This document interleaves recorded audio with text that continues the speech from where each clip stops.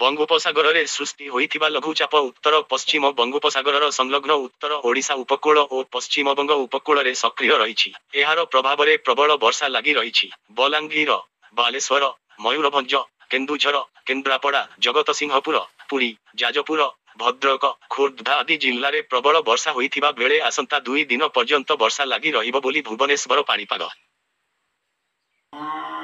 मयूरभंज, केन्दुझर और सुंदरगढ़ जिले में प्रबलरू अति प्रबल वर्षा हेबा संभावना रही। एणु एही जिला को सतर्क सूचना जारी कराଯାଇଛି। एहा सहित समुद्र अशांत रहिबा संभावना बारु मत्स्यजीवी माने 3 दिन पर्यंत समुद्र भितरकु न जीवा पाई केंद्र परामर्श देइछि। 1 तारिख दिन वर्षा हेबा संभावना थिले मध्य कोनोसी जिला को सतर्क सूचना जारी करा जाई नाही।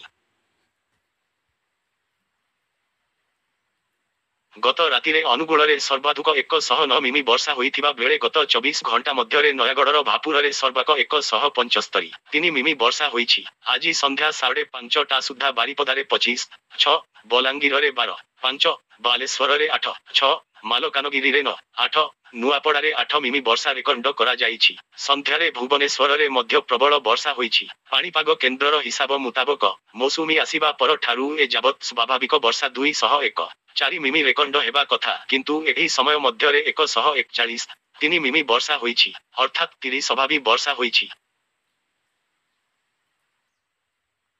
तेणु पाणीपाग विभाग पक्षरु प्रबल वर्षा नहीं अन्य 11टी जिला को येलो वार्निंग जारी करा जाइछि। एही तालिकारे झारसुगुड़ा, सुंदरगढ़, संबलपुर, देवगढ़ समेत बरगढ़ एवं अनुगुल को येलो वार्निंग जारी होइछि। सेहीपरि ढेंकानाल, बालेश्वर, भद्रक, केन्द्रापड़ा एवं जगतसिंहपुर जिला को मध्य वार्निंग जारी करिछि पाणीपाग विभाग। एहा व्यतीत तली अंचल रे पानी जमिबा नहीं सतर्क कराइछन्ति एसआरसी।